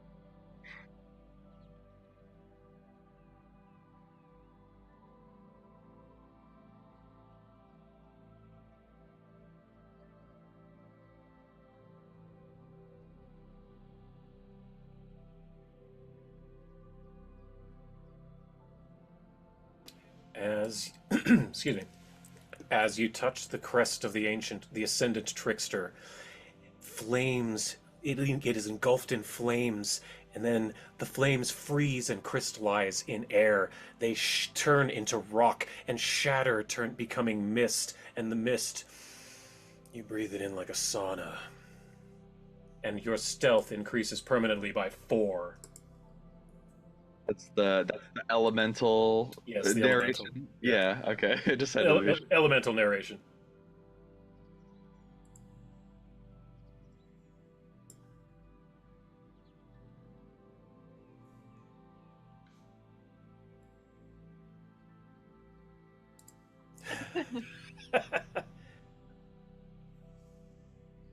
Perfect. I love that you have grapes as a prop for that, just for the moment. Those are the best props. Zavid looks at himself. He closed his eyes when he touched the thing, so he didn't see any of the weird tattoo stuff you all talked about. He's just like, I didn't change.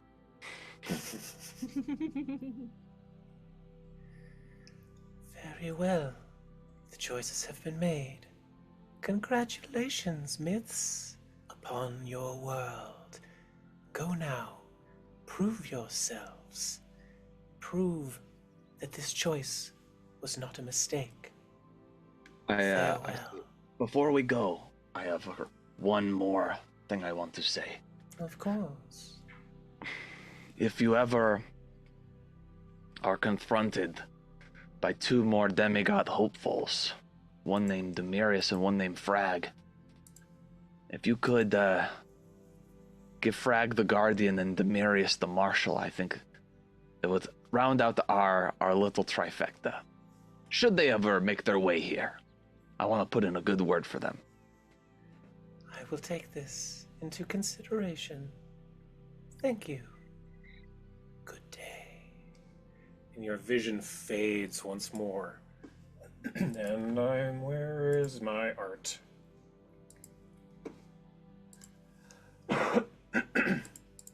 That would be perfect. There it is.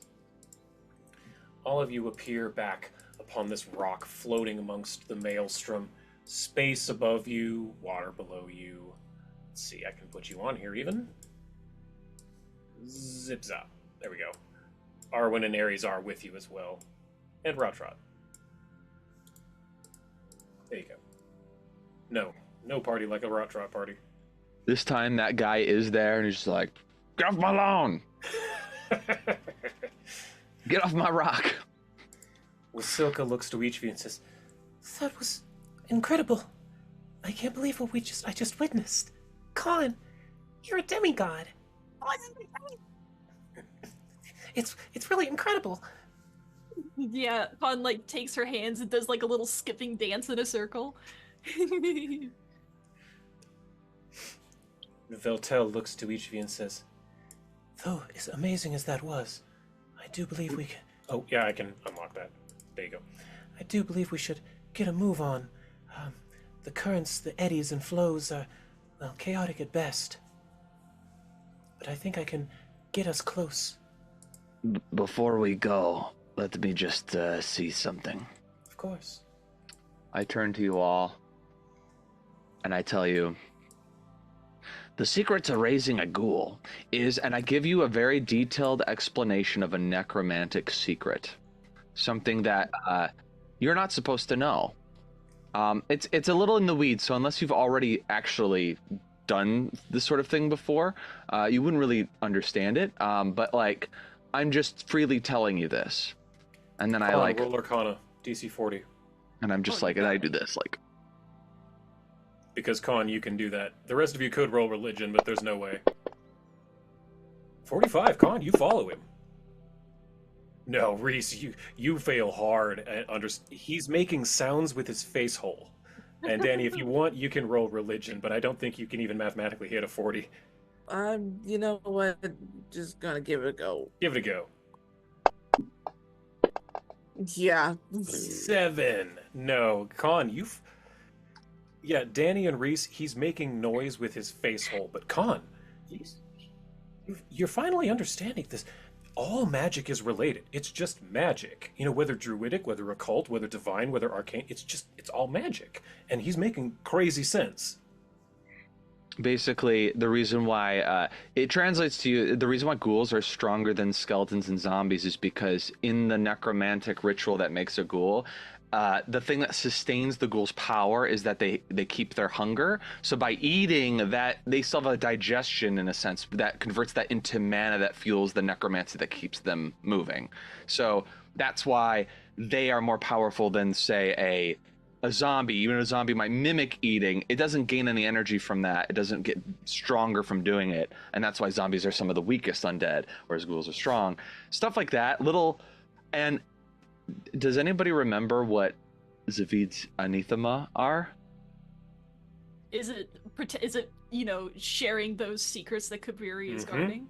You're not supposed to share necromancy secrets with those who are not faithful of Cabreri. It's not just that he's not supposed to, it's that we have written it in that he is physically incapable of doing it. Mm-hmm. So When he's describing all of this, Khan's eyes just go wide, and she just has like a big smile on her face. I look around and Yeah, Reese and Danny don't get it. I'm not smote upon the rock, so that I look over to you and I see only Khan seems to be listening. I'm like, Khan, I need to understand that what I said wasn't actually gibberish, and I thought I was making sense, and there's still some sort of enchantment No, on it made sense. It made complete sense. Repeat back to me what I just said. Yes. Explain it to me as if I don't know. You've got it. Yeah, the reason that ghouls are stronger than skeletons and zombies is because they retain their hunger to be You say that, and I'm like, I'm free! Yes! Yes! Fuck yes! Okay. Calm down. All right. I need to calm down. I'm an adult. All right, listen. We cannot... the significance of what just happened is I am free from Cabreri's geas, right? He had a sort of hold over me that forced me to cannibalize my own kind and things like that. I am free from this. And where we are, Cabreri can't see us. He does not know. Which means you can't reference my freedom. You can't reference what I just said about the ghoul thing. Like, obviously keep that on the DL. When we leave this place, it's business as usual. He might interpret that we have a power-up, but he's not going to necessarily know about how we got the power-up, because he doesn't know that we stole her shadow. He thinks we destroyed it. So, as far as he's aware, if he was somehow able to come down and physically examine Memento Mori, he would not know. It's no different from any other staff. He'd be like, oh, you can steal little shadows, isn't that neat? Right? So we are pretending. We're playing a little game of pretend with my god right now, and just pretending that it's all the same. And if I'm confronted with a scenario where I must eat one of my own, I don't want to have to make a tough decision there, but that might have to happen. All right, now we are semi-divine. Are we ready to take on the goddess of undeath, the pallid princess, Urgathoa? Bring it on. Don't move yet. I need to go. Like mouth out her full name, but I don't say it.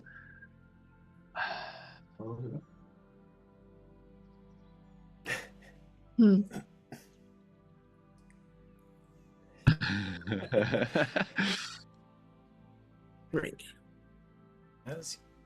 As you do, Veltel says, I can aid us in this. And she begins to... And she says, you may want to cover your ears.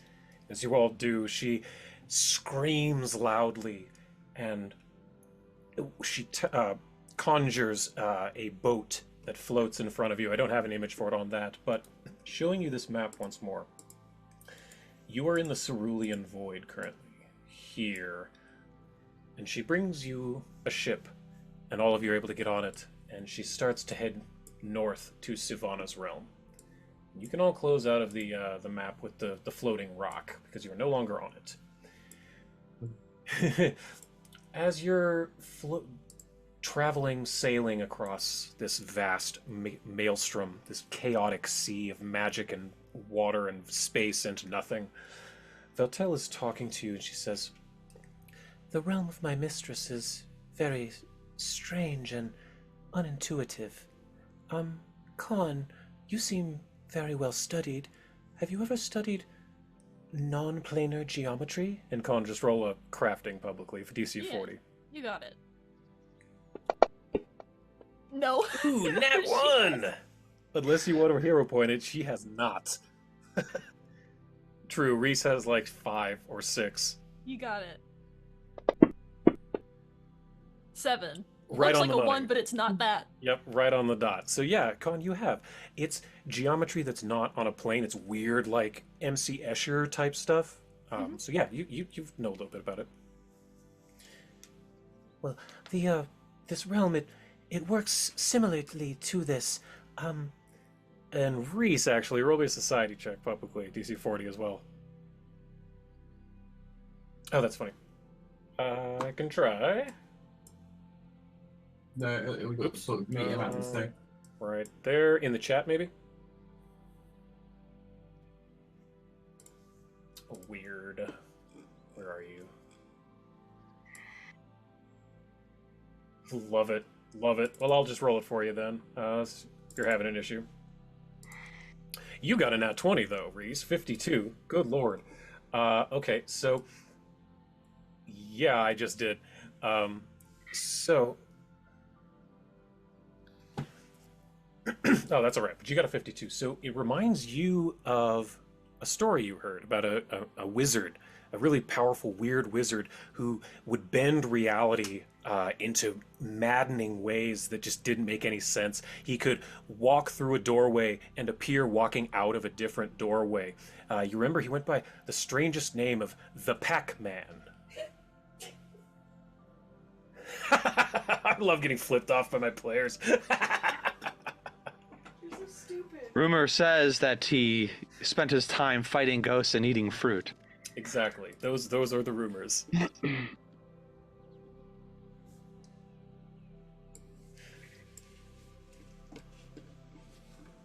I hate you. I'm so happy everyone is so mad.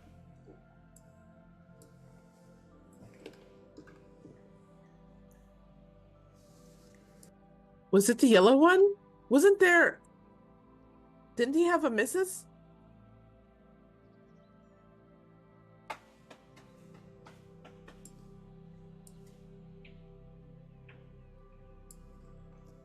I may have read something about her.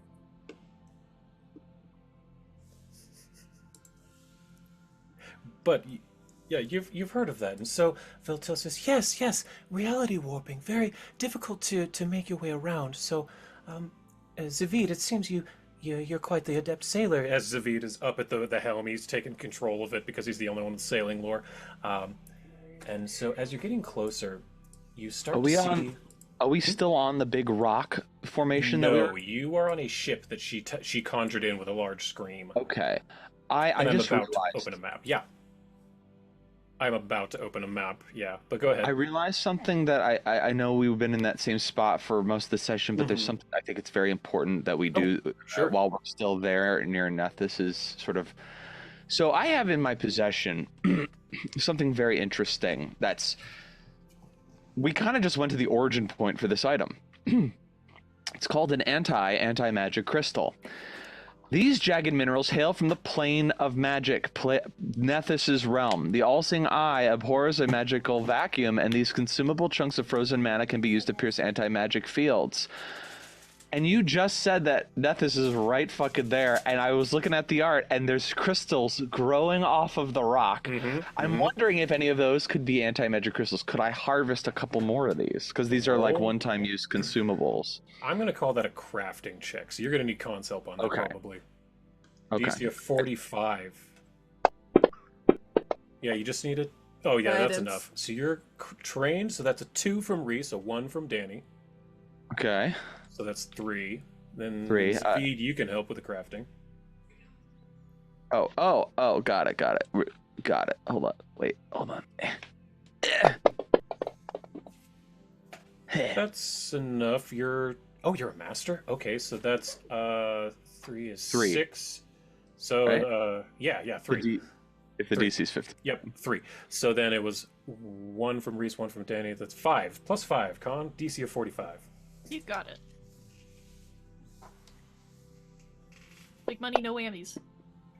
Oh, 57. Good God. Critical success. Yeah, Con. As soon as he reminds you of that, you realize, yeah, that's exactly the same mineral. That giant chunk of crystal that's jutting out of that rock. See, I think each of you has one of those anti-magic crystals, or at least a couple of you do. But yeah, that thing it's a big version of it. Just a huge raw crystal of it. Wow. I never want to be confronted with anti-magic used against me again, and now that I'm a demigod of the Archmage, I must have more. I want to embed these into my clothes. I want to just wear this shit. I never want to be affected by anti-magic again. Well, between you having a pickaxe and Con's 57 crafting, you're able to harvest a good chunk. Like a kilogram of this crystal ore. Hell yeah. And put it into the bag of holding I'm using. Which is magic, and so it should be good to go. That Bandersnatch fucked you up. That traumatized you, didn't it? It really did. I mean, yeah, it was bad. It was bad. So when I was going through my inventory, as you should all do every now and again, just go back through your inventory and see what extra shit you forgot you were holding on to. Because I got stuff in here that I'm like, oh, I should be using that. And this was one thing where I was like, Nethys realm, their realm. We're in the realm of Nethys, and I got a thing from Nethys realm, and I look at the art, and there's a crystal on the thing, and I was like, we need to. I want to act on that before we leave. That was So that's good all. rolls. That was good rolls on that. So yeah, you're able to do that before you take off and get on the ship. But I'm gonna need a sailing lore check from Zavid. DC of, let's see, the first one's gonna be 38. Guidance. Okay. Yeah, you can have guidance for one. And Reese, if you want, you can be trained in sailing lore because you had a long rest. Yeah, what was the last one? Oh, it was on death? Okay, got it. So now sailing. So Reese, you can throw, there you go, a sailing lore publicly of DC of 20. Reese is so helpful. It still counts. It still counts. So that's a +1 for you, Zavid, with 2 for guidance. Okay. 38, not too terrible. Just out of curiosity, Mhm. what did Reese roll when I started?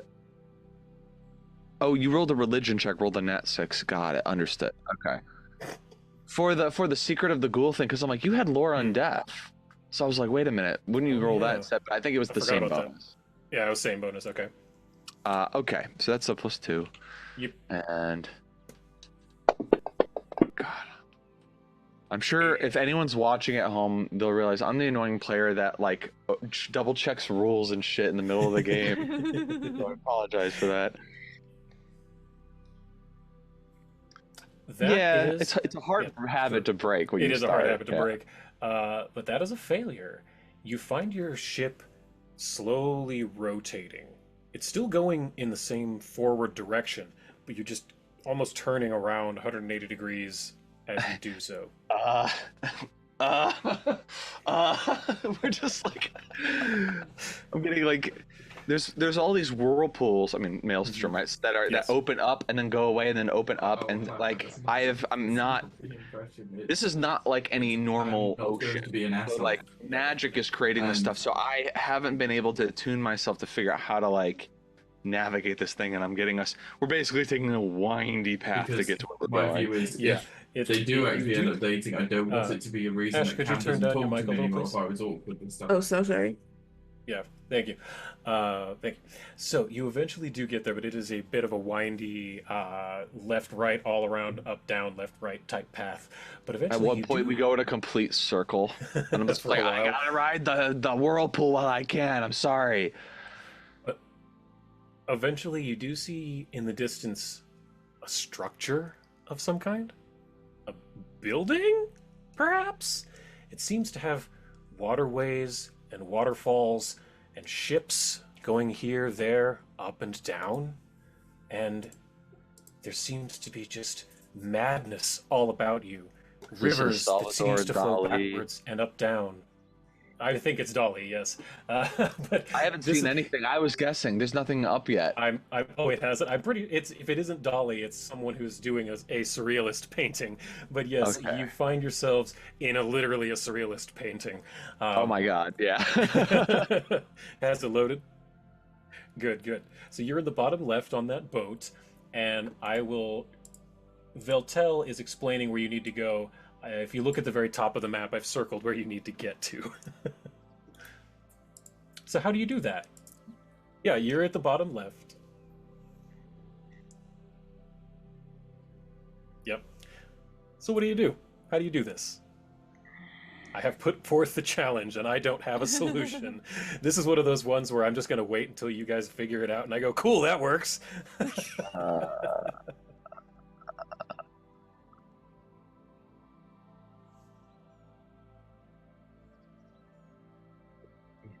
Absolutely. And what are you aiming for? To aid or?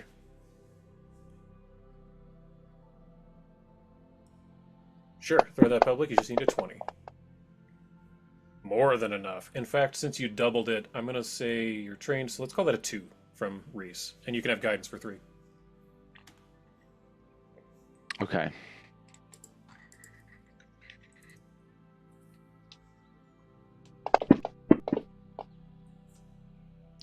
1 off. You needed a net. You need a net Take 6. my hero point. All right. Thank you. You just need a 6. That's it. There it Oh, is. amazing. 43.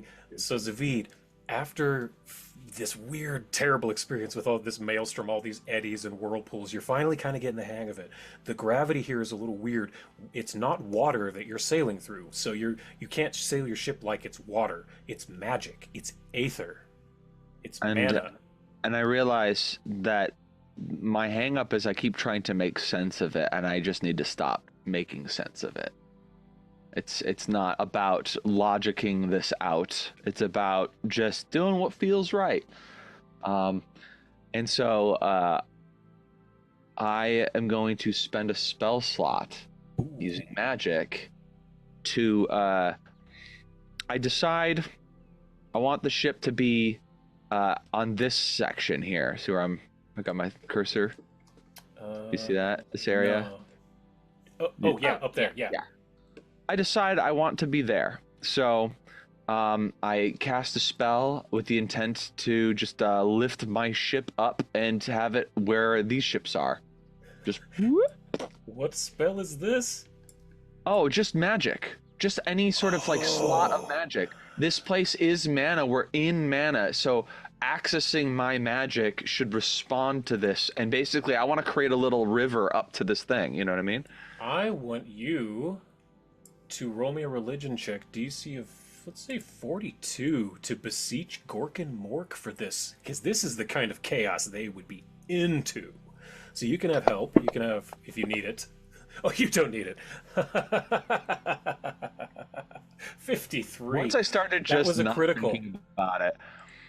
Yeah, I guess I am making Gork and Mork proud. I stopped thinking about it. And then they're like, that's how you gotta do That's it. my boy. That's my weird boy out there. Turn that brain off.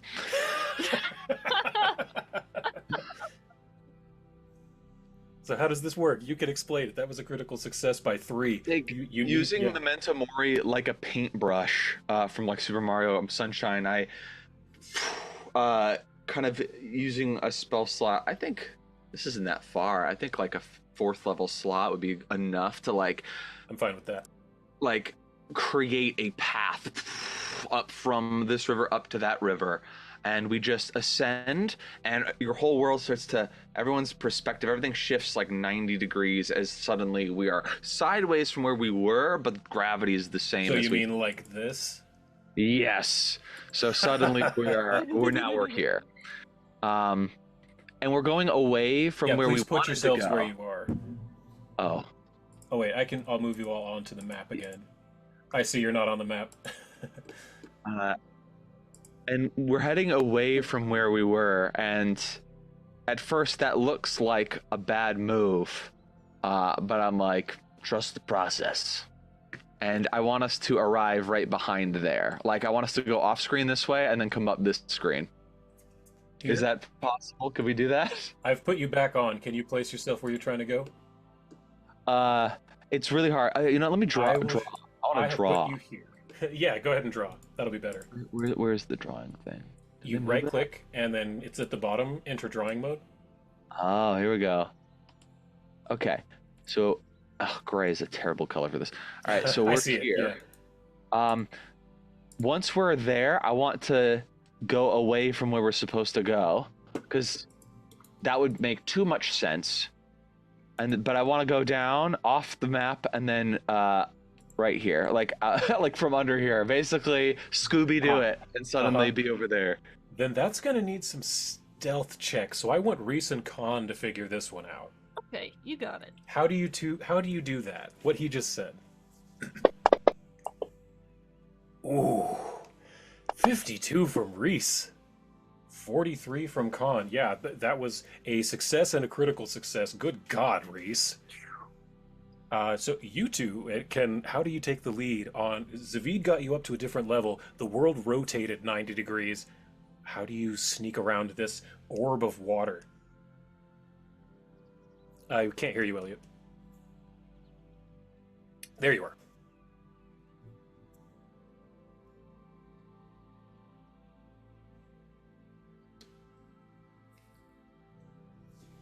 you hide from the water, from the raging mana. It's actually, yeah, it's not water. It's magic. It's mana. This you hide from it within the shadows. You're starting to get used to using Zavid's shadow as a hiding place and using weird places that even the most experienced stealther wouldn't expect. And in this weird place, the lack of logic does it makes sense. And being in his weird body makes a lot of sense as well. So you get to, I'm gonna say here on. Yeah, were you still on the ship, Zavid? Was that the goal, or were you abandoning the ship? Well, we were using where you circled there's another mana way, so I'm guessing we want to still use the ship to traverse that. True. So essentially, I'm doing weird, nonsensical things that I think are going to get me to where I want to be. Okay, and you do get quite a bit further, and Veltel says, We're nearly there. Just a bit further, but we need to get past these small raging. I believe they're mana crystals. and you can see there are some crystals floating here and there within the mana itself, and they're starting to snag against the boat. And Danny, you realize that they have eyes. The mana crystals have eyes? The mana crystals have eyes, and Veltel says, They are sentient creatures. They might be able to be reasoned with, but I was never able to communicate with them. She tries talking to it. "You have beast speech permanently. You got it a million years ago. Roll me a nature check, DC of 40." Absolutely. And you can have help from Reese and guidance from Zavid. So Reese, roll a nature first. I know you're at least trained. Unless Khan's is better, which I doubt. That's enough for a 1. Yep. Khan, you could help if you're trained at least. Guilt leaf. Can I replace nature with Arcana? That's right, you can. Yes, that's what that feat's for. Oh my god, this is gonna be ridiculous. That's still a crit. So it's a 4 from Khan, a 1 from Reese's 5, and a 6 from Guidance. So yeah, you can have a +6 to this nature check, Danny. DC 40. Khan, how do you help with this? Well, I guess let's see the result. Then let's ask that question. Yeah. 43. That is a success. You're able to, with Khan. Yeah, how do you explain the concept of talking to these mana crystal creatures to a Danny to help her speak to them? I think she just gets like a sense of their for lack of a better term, like molecular composition. Like these are beings of magic. So I guess Khan is like running through a list of okay, what would impress magic? What would make magic the thing that exists think you're cool? Which of course doesn't make any sense, but this also doesn't make any sense.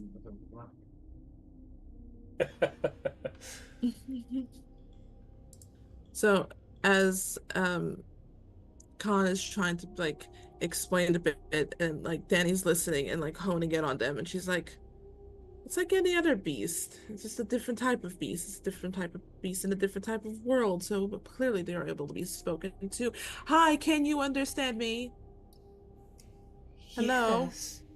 You hear a crystalline, ringing, echoing voice respond from the waves of mana. We hear you. No one talks to the magic anymore. Hello. Hello? Magic? She feels really weird as she says that. It's like, I've never spoken to magic before. I guess that's what bard magic is. And druidic magic. It's... yeah, okay. Thank you for allowing us to be in your realm and be a part of this. You are most welcome. You are most powerful. What brings you to here? How can we aid? Being on the rail, we're trying to save the entire world, the multiverse, other realms, everything. We have felt your power. You control the weave. Well, we will show you the way. And the Yes, crystals please. begin to align into, and they begin to blink one at a time, doom, doom, doom, doom, doom, showing you a path forward. And Zavid, again, it makes no sense logically. It goes left, up, down, but you are able to follow it with just your sailing skills. And eventually, you do reach an end. Poof. The ship stops, and Veltel says, Well done, everyone. I believe from here it should just be a short walk through a tunnel and we will be at my lady's palace. The Palace of Eternal Love. The Palace of Love Eternal. Please, this way. you can Thank you, close out of Magic. the you can close out of the surrealist painting now. By the way, it's jamesfletcherdesign.com. cool. Okay, nice. I liked that one a lot. That was fun. There was So- like a portal that led to a little town. There was like a starry night sky and like a bunch of like buildings on a street, and I was like, oh, what's down there? I'll send Curious. it to you in Discord later. There's also a dude that's just fishing. That's just sitting there fishing. He's just chilling. It's a very interesting painting. But after a short walk, Veltel says, There. You hear the lapping waves? Ah, it is wonderful to be back. and you can see the light getting brighter as you get closer and closer. Veltel's smile gets brighter and brighter. And as she floats forward before all of you, you can see her as she gets out of the cave. She stops dead in her tracks, and her arms fall. Please roll me perception checks, everyone, Okay. Oh no. publicly. Perception check.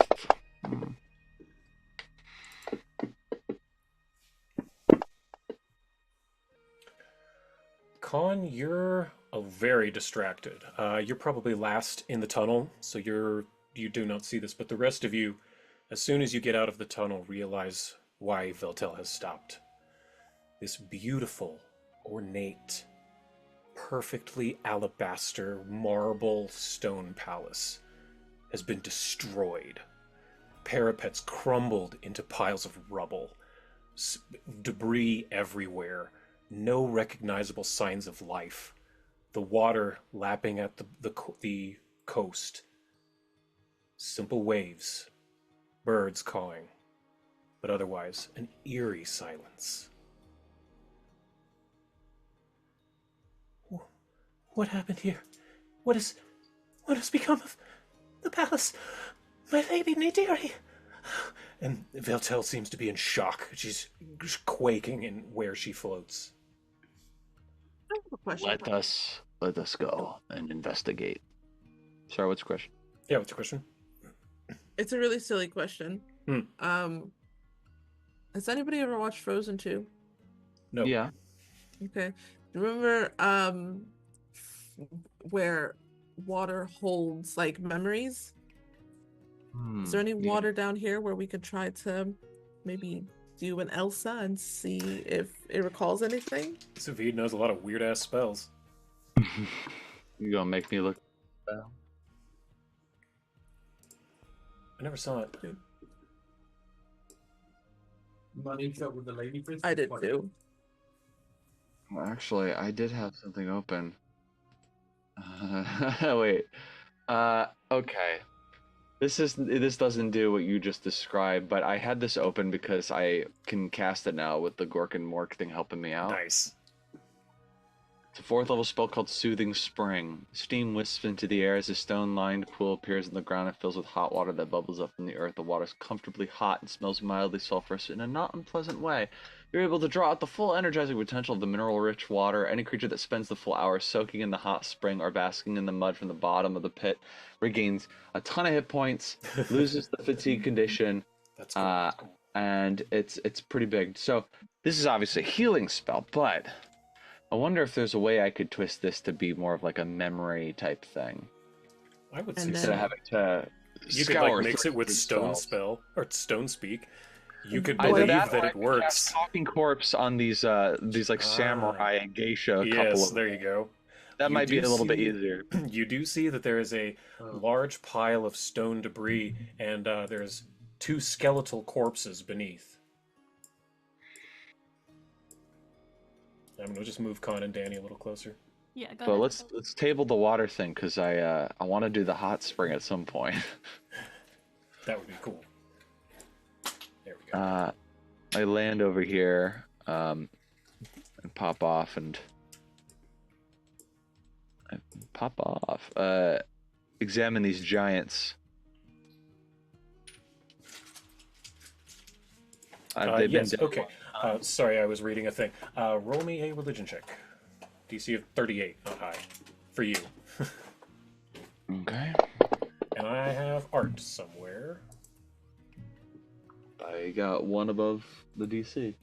You did, yes.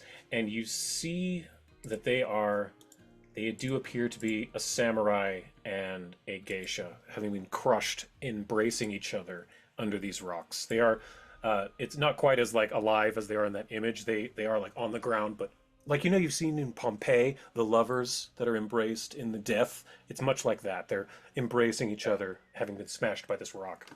This looks like the design of a T-shirt or like a big back tattoo or something. Right? Isn't it sick? I love this art. Yes, what you see that they have been dead a long time because they have been skeletonized, but you don't think they've been under this rock very long. The bones that are broken appear to be freshly broken, but the bones that you see that are exposed are very old. Like these are old undead. So these were undead? Undead. They were undead, yes, but they're Oh. like extremely hurt, like unconscious. Are they gone or essentially. dead? Are they dead? Or are they They're still? not dead. No, they're just at like essentially 0 hit points. Oh shit! Dying. They're Harm to heal undying undead. 3, shit like that. I'll do a max harm to heal undead. Do you want me to roll for that, or do you want to just roll No, play you it? don't need to do that. Are you doing like a cone to hit both of them? Yeah, just do a directed channel cone. So you manage to heal them. And in Necrol, you hear them say, "Where are we, my love? What happened to us? This debris. Where are we? Who are all of you?" I look to Wasilka. I'm like, could you help me out and help me move this? I'll do Ant Hall and see if Yeah, we of could course. And rubble. Basilka will start to remove all these rocks. I know Reese or Elliot is AFK, but Reese will also start helping remove these boulders, and eventually I can just boop, essentially move that. Oh out. god, they cut you off. You've got no feet. Let's see, I have different pictures of them. But when you finally get the stones off, the samurai stands up and he says, "Thank you, strangers."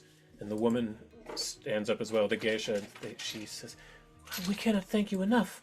and I have images of both of them. He says, "My name is Li Mao." And I am young Guifei. Who are you, strangers? And why have you come to aid us? Well, and I look to Veltel, who's guided us to this place. Yes. She was Yes. very shooketh, but now there are some people she can talk to. That's so right, maybe- that's right. Yeah. So Veltel, having gotten over her shookethness, comes up and she says, Li Mao, young Guifei. Oh, it is so wonderful to see you. It has been so long. I've been away for so long. Oh, Veltel, well, what happened with you? You were taken away. We were never able to find you." Yes, I know. I was stolen by Urgatho. I've been in Abaddon. These heroes saved me. They rescued me from that hell. But what has happened to the lady? What has happened to Nadiri? I tried to fight her. I tried to fight the Pallid Princess. She struck me down as though I were nothing. I did not see what became of the lady. But my love, Young, what did you see? I did see. And at this point, they are speaking in common, just for expediency's sake.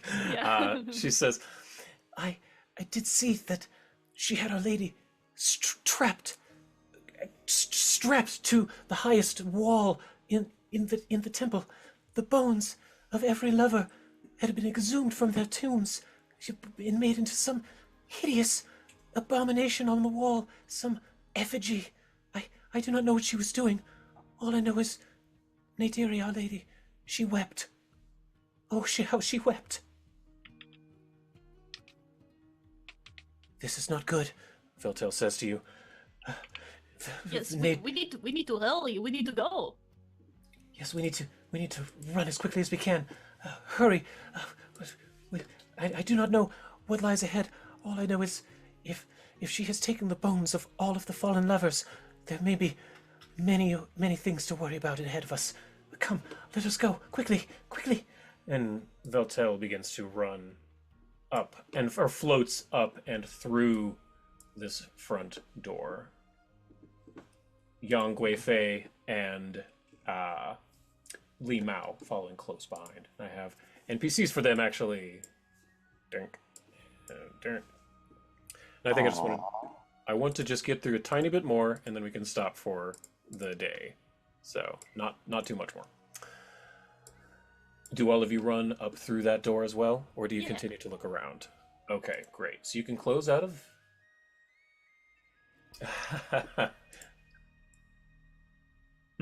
Understandable.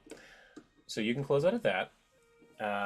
As you are running through here, this palace seems, just as it was with sailing, it's illogical. There are floating bits of debris in the air. There's this watery manna flowing upon the ground. There are streams of it. Some a trickle, some are very, very fast. And as you climb up through a broken stained glass window. Veltel says, "Well, here, this is the Rio de San Junipero. We need to get across it. If what Li Mao says is true, they must be at the ossuary across here. But be careful. You mustn't fall in." And as you can see, you are atop a smashed and ruined castle, overlooking a flowing river of mana, pure elemental magic that flows. You can feel it crackling. Those of you who are high-level casters feel it, your blood almost tickle in the presence of this. What do you do to cross? I have an idea. This seems a lot more powerful than the area we were just in, that little chaos, like Salvador Dali area. Yes, that was much more calm. This is crazy. This is Whitewater Rapids. I want to look at this structure that we're sitting on, or standing on. Does this look like it was a recent ruin? Like this thing got destroyed recently? Yes, I won't make you even roll for that. Yes, this was destroyed very recently. All right, second thing, I'd like to make a crafting check to determine what it's made out of. I don't think they had a construction crew to build this thing. I think that they used the mana here to build it, to manifest it or whatever. So I want to verify that with a crafting check. You have no idea. Is this magical, or did they have a construction crew build this? Can you make a crafting check for me, please? I don't know what I'm doing. I got a nat 1. I'm an archmage and I'm dumb. I guess I will. Con, you can tell that this is made from crystallized mana. Oh. Pure magic. It's solid magic. Whereas you were sailing through liquid magic before, you are standing on solid magic. Can she pocket some? You can, yeah, there's a small chunk of debris, a bit of the stained glass that you could take. Yeah. I just feel like that could be a Mauska tool that will help us later. Yeah, I want to do a ritual, and I want everyone's help. Oh. I want us to build a bridge from here to there using the mana in the environment.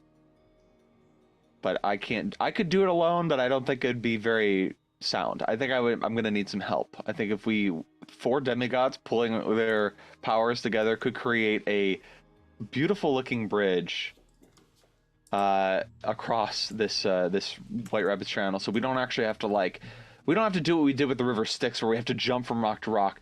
Things are a little different now. This is a different place, different rules. I think we could make a bridge just with our will. What do you guys think? That's worth a try. Let's do it. Yeah, I have an idea. Sure. As we're doing that, I can cast maybe Cone of Cold and make it frosty. That would be cool. Maybe, I almost maybe I think just want to be Elsa. if you do something, I'm wondering what Eli thinks about this. Because we're in a place filled with mana, I feel like casting spells, you could, if you do something right, maybe make a check or something, like you might be able to just use the ambient mana in the area. You don't even have to use your own magic to cast spells, like kind of free You spell kind of cast. just did that. Yeah, I would be willing to let you do caster checks for that. So you could do the Cone of Cold without having to spend a slot, you know what I mean? Yeah. That'd be yeah. amazing. Give me a either occultism or a nature check publicly. DC of 40. I'm gonna take a nature. God, I'm just trying to imagine, like, is someone watching this thinking about like the thing that I just no. said right. I'm gonna use a hero Okay. point for that. You need a 10. Nat Wait, 10. a DC 10? Nat 10. Oh, I was like, wait a minute, then that worked. Okay, yeah, a net 10, huh? You can have guidance for a 1, I suppose. Yeah, I'll give you Nature guidance. or occultism. Which one's not? Yeah, definitely fine. Nature. I'll take that one gladly. Everyone counts. Yep. Oh my god. Another 4. All right, I'm gonna look Should to I- you as you're trying to use nature to like get this mana, and it just keeps like Mm, violently reacting to you. I would like to give an aid, Mm-hmm. and my aid would be use occultism, because you're not in the world of the prime material anymore. This is not a grove. This is not water. This is mana. This is power. Tap into the power within you to take control of this. So try an occult check, and I want to aid you with that if I can. Do it. Yeah. Roll 1 publicly. More than enough. You're an expert, so that's a 2. And then guidance 3. And I'm actually going to reduce the DC. It's a 38. Because he's right. This is not natural. Oh, almost a 20. There it is. That was almost a 20, but a 44 is enough. So, as you tap into this occultism, this bardic magic, you manage to crystallize a bridge of solid and solidify a bit of this mana, this flowing river of magic. You do not have long before the chaos overtakes it once more. Then we better run. Yeah, I want everyone to give me reflex saves, DC of 35. It's not high, but I just want to see. So publicly, 35. That's a nat 20 from Khan. Would have been even higher if you let me increase my reflex save instead of my You're right. athletics. So there you go. That is more than enough for all of you to get across. You don't have to move yourselves. I'm just going to switch maps. And then once we do that, we can be done. I just want to get to that next map. Cool? Yeah. Okay. Been excited for this. Get you in here. You see giant double doors, massive stone structure in front of you. It appears that it has also been freshly broken into, so it is not locked. You don't need to even do anything in particular to get through it. You just need to open it a bit, get through it. All I need to know is who is in front. Not me. I think Khan, because she had the highest reflex save. Hey, you the champion. You be in And front. the champion, yes. Yeah. Great. So, Khan, do you just Aragorn that shit? Kick these doors open? How do you enter? Do we get a sense that this is going to be the fight, like where we're about to fight a goddess, Yeah. like right behind these doors? Yeah. You I'd can like to do cast- the buffs. Heroism on everybody. So everyone's gonna have heroism During going. session, you and I can go over exactly what spells, but we could just say, you do your buffs, and then Yeah. Khan, what do you do? Oh yeah, using my increased athletics, just pushing that shit open. What you see before you is a long, beautiful temple hallway. This would look perfectly in place in the capital city of Absalom, in the upper district, where all of the religious temples are. But as you're taking a look, you see that there are dozens of sarcophagi just open, lids thrown on the ground. As you look up at the walls, they are covered floor to ceiling is skulls. Bones are included in the art and the statuary everywhere. There is nothing left buried. Every tomb here has been desecrated. And what you see at the far end horrifies everyone except perhaps even, but maybe Zavid. A tree-like structure built entirely out of bones rises from the floor to the high vaulted ceiling. Within it, you see crackling magical energies and the form of a woman in a blue dress trapped within it, and standing in front of this tree, you see her.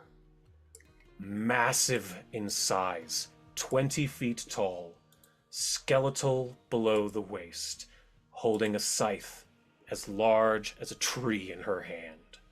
The raven-haired goddess of death, Urgathoa, stands before you. And this is where we're going to stop for this session. Dang, look at those hips. She got them hips. But thank you, everyone. We're finally here.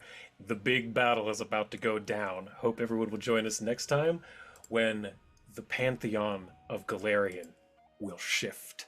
See you all then. Bye. Bye.